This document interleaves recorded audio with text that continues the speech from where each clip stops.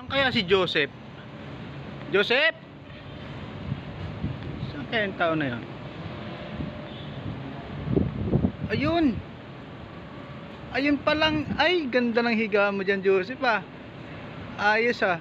Malamig dyan? Lamig. Oo. Bebehe ka bukas ah. Yan. Sa ano? Sa Ilocos. Ang ganda ng ano mo pala pisto dito ah. Dapat may radyo ka din dyan. Salamat sir. Papalag ka ng radyo para maganda tulog mo. Ayun, oh. Ayun, oh. Dapat mas malago pa dati yan eh. Nagawa siya. Malamig dito oh. Baka 2 oras ang tulog mo diyan. Ayos oh.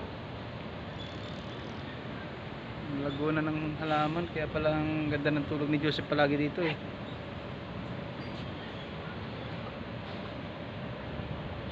Ayun oh.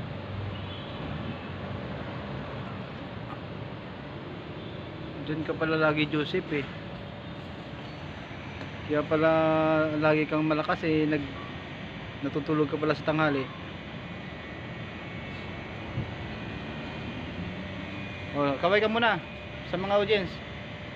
Kasi babahe po yan, ang papuntang Ilocos po yan, magbabike lang.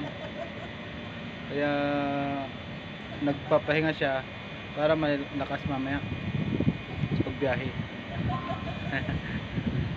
Lalagyan natin ng karatol sa likod mamaya. Cubao to Ilocos para sa kalikasan, sabihin natin. Kasi day off mo naman na 2 araw eh. Hindi magbike ka na lang papunta doon. Sige, sabay nyo na lang po mamaya si Joseph. Bye.